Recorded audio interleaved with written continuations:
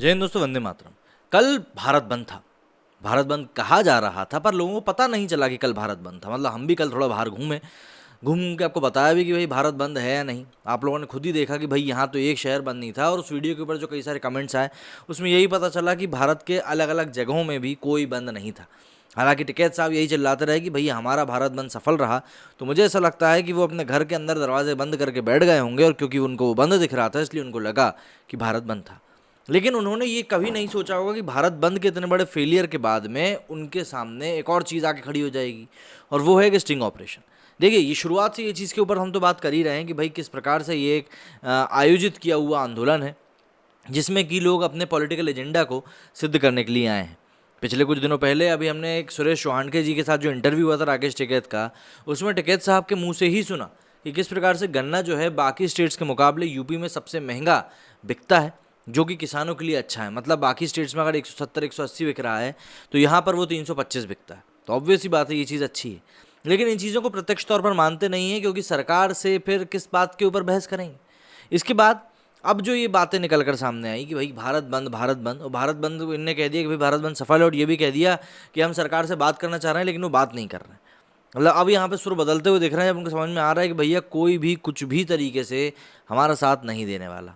लेकिन इसी बीच में एक स्टिंग ऑपरेशन हो गया, और उस स्टिंग ऑपरेशन में क्या कुछ हुआ, सबसे पहले तो आप ये स्टिंग ऑपरेशन देखिए, उसके बाद बात करते हैं। अरे बढ़िया, यहाँ तो गन्ना तो इतना बेतुआ गन्ना है, और गन्ना बहुत ठीक रेट में मिल जाएगा। अच्छा, इतना गन्ना है, मिल इतना गन्ना नहीं ले पाता, इतना गन्ना नहीं ले पाता मिल। और बढ़िया अच्छी उसका आदमी गन्ना लो, अपना पेमेंट नगद का पेमेंट करो, या उसका भी मिल से भी कम रेट में मिल जाएगा। अब ये जो इसमें भाई साहब आपको दिखे हैं, ये भाई साहब कोई और नहीं बल्कि राकेश टिकैत जी के भाई साहब ही हैं। ये यहाँ पर क्या बात करते हुए दिखे हैं आपको समझ में आ ही गया होगा। तो अब ज़रा समझ लेते हैं ये पूरा मामला क्या है, जिससे कि चीज़ें और ज़्यादा क्लियर हो सकें। बीक्यू के राष्ट्रीय अध्यक्ष और तथाकथित किसान नेता राकेश टिकैत के भाई नरेश टिकैत जी न्यूज़ द्वारा किए गए स्टिंग ऑपरेशन में अपनी दोहरी नीतियों के कारण पकड़े गए हैं, जिसमें उन्हें ये कहते हुए पाया गया कि विदेशी कंपनी को न्यूनतम बिक्री मूल्य मतलब एमएसपी से कम कीमत पर गन्ना और फैक्ट्री के लिए सस्ती ज़मीन भी दिला सकते हैं अगर नकद में भुगतान किया जाए तो।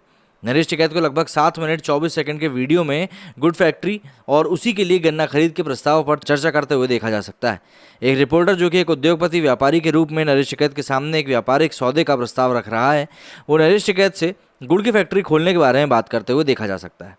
और जब बातचीत आगे बढ़ते हुए गन्ने की कीमतों तक पहुंची तो यहाँ पे नरेश टिकैत को ये कहते हुए सुना जा सकता है कि बहुत अच्छा, हमारे यहाँ बड़ी मात्रा में गन्ना है और ये गन्ना आपको सही दाम पर मिलेंगे। मिल भी इतना गन्ना नहीं ले सकती, बस भुगतान नकद में होना चाहिए। मिल में मांगे गए दर से भी कम कीमत पर आपको गन्ना मिलेगा।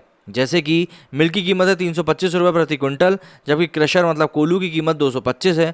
250 रुपये या 275 में आपको मिल जाएगा।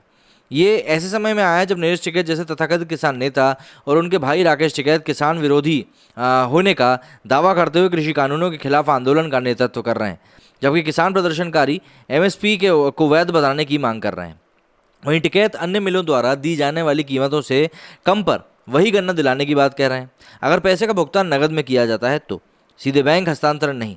इस प्रकार बड़ी मात्रा में बेहिसाब नकदी का लेन देन कालेधन की समस्या का कारण भी बन सकता है। जी न्यूज़ के अनुसार उनकी टीम उत्तर प्रदेश के मुजफ्फरनगर जिले में टिकैत से मिली, जहां हाल ही में एक महापंचायत आयोजित करी गई थी।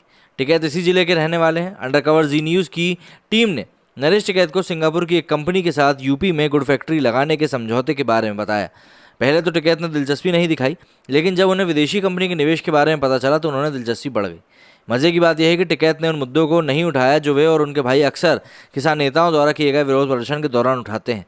उदाहरण के लिए उन्होंने ये उल्लेख नहीं किया कि किसान उद्योगों की ज़मीन नहीं देते हैं, जिस तरह से विभिन्न विरोध प्रदर्शनों में दावा करते रहते हैं। इतना ही नहीं, उन्होंने कंपनी को सालाना 10,000 रुपये प्रति बीघा की दर से 12 बीघा ज़मीन भी देने की पेशकश करी। मुजफ्फरनगर में हाल ही में हुई महापंचायत के दौरान टिकैत ने किसानों को अपनी ज़मीन उद्योगों को देने के खिलाफ चेतावनी दी थी, क्योंकि वो उसकी ज़मीन हड़प सकते हैं। लेकिन जब बात उनकी अपनी ज़मीन या उनके साथ सौदे की आई तो नरेश टिकैत कंपनियों के साथ समझौता करने के लिए तैयार होते हुए दिखाई दे रहे हैं। अब इसी को लेकर ट्विटर के ऊपर भी लोग खासे नाराज़गी अपनी दिखा रहे हैं, और नरेश टिकैत की जो ये बात निकल कर सामने आई है उसको लेकर काफ़ी लोग ये बोल रहे हैं कि भाई आप किसानों को फिर किस हक से जाकर ये चीज़ें बोलते हो जो आप अपने मतलब ये जताते हुए दिख रहे हो, ये सरासर गलत है। लेकिन देखिए क्या है, जब इंसान खुद की गलती पकड़ लेता है तो फिर कोई कुछ बोलता नहीं है। जैसे कि ये ट्वीट है अंकुर ने किया है, Do watch this video to know why these farmer leaders are opposing farm laws. Sugarcane mills are giving rate 225. Naresh Tiket is going to deal with the factory owner to give them adjust to be 225. This is how middlemen like Tiket exploits farmers. यहाँ पर ये लोग खुद ही के जाल में फंस गए। अब इसके ऊपर कई रिएक्शन है, जैसे कि ये लिखते हैं, public property blocked for 1 hour a year, public being harassed, police has been attacked, और क्या क्या हुआ ये सब इन्होंने लिखा। येट नॉट अ सिंगल जज took suo motu cognizance on this, stopping Kanwar Yatra was a priority 2। ये भी सही बात है। इसके आगे ये लिखते हैं, मोहित ने लिखा है, और इस चैनल के संपादक दोनों जेल भी जा चुके हैं। अच्छा जी, ये जेल जा चुके हैं। Editor Sudhir Chaudhary arrested. तो ऐसे तो वो भी अरेस्ट हुए थे, कौन ने, अपने अर्नब, लेकिन बाद में पता चला ना क्या कुछ हुआ है, और बेकसूर साबित भी हो चुके हैं। ये भी लिख दिया है उन्होंने। मुकेश लिखते हैं, भाई रहने दे, अगर नगद बेचते हैं तो कम ही मिलता है यहाँ, मिल्स 3-4 साल बाद देती हैं पेमेंट। इसके आगे लिखा है, पर न्यू लॉज में रूल है कि विदिन 15 डेज पेमेंट का अगर नहीं दिया जाता है तो इंटरेस्ट देना पड़ेगा पर डे के हिसाब से फार्मर्स को। हर्ष लिखते हैं, भाई इतना समझदार तो तू भी है कि अगर शुगर मिल में बेचेगा तो 4 साल बाद पैसा मिलेगा, और अगर नगद मिल गया तो जल्दी, तो बेचने में 5 या 10 रुपये कम होगा तो घर से चले जाएगा। जनता तो होगी ही, तो मोदी सरकार कैसे कसम कर रही है, सिर्फ मार्केटिंग कर रही है। तो एक बात बताओ, 325 रुपये में और 225 रुपये में कोई बड़ा अंतर नहीं है क्या? तो ये भी मयंक ने भी वही लिखा है, 5-10 कहाँ है तो 50-100 कम दिलवा रहे हैं। राजू लिखते हैं, क्या एक्सपोज है इसमें, अपनी फसल किस दाम पर बेचना है। अब इन भाई साहब को यही समझ में नहीं आ रहा है कि इस वीडियो में है क्या, तो फिर इनको क्या मतलब है ट्वीट करने का। समीर लिखते हैं, congratulation Zee News, both Tikait brothers are डीड दलाल्स, opposition parties are playing games, Tikait brothers Yogendra Yadav and Lutyens media को शर्म आनी चाहिए। विकास लिखते हैं, बट ये टिकैत थोड़े ही है, this is some farmer, not all the farmers are with Tikait. अबे भैया, ये टिकैत के भैया हैं, पहले तुम ये भी तो देखो। घनश्याम पारिक लिखते हैं, every farmers from UP are saying that Rakesh Tikait is earning money by दलाली and he has lot of properties, it should be taken notice by IT department. Due to this fear he is still with anti Modi party so that they can save him from IT and other departments to save his property. Roshan लिखते हैं, काहे बिहार का नाम डुबा रहे हो, बात समझिए क्या बोलो, जब मिल गन्ना लेके 2 साल तक पेमेंट नहीं करती तो इसमें अच्छा है कि कम दाम पे कैश पे गन्ना बेच लो। तो फिर एमएसपी की बात क्यों कर रहे हैं? पहले फिर एमएसपी की बात भी नहीं करनी चाहिए। जो ये लिखते हैं, भाई साफ सीधी बात है, मिल टाइम पर पेमेंट नहीं करती जिसकी वजह से किसान कोल्हू में भी गन्ना डालते हैं, और वो भी मिल से कम रेट पर, क्योंकि पेमेंट टाइम पर हो जाती है।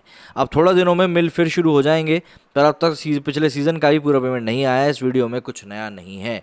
ये सब बातें मैं आपकी मान सकता हूँ, लेकिन फिर बात वही आ जाती है कि फिर आप लोग एमएसपी को लेकर के चले, और जब आप खुद ही न्यूनतम मूल्य से भी कम में ये अपना माल बेचने के लिए तैयार हो जा रहे हो, तो फिर आप सरकार को कैसे दोष ठहरा सकते हो कि ये सरकार गलत कर रही है?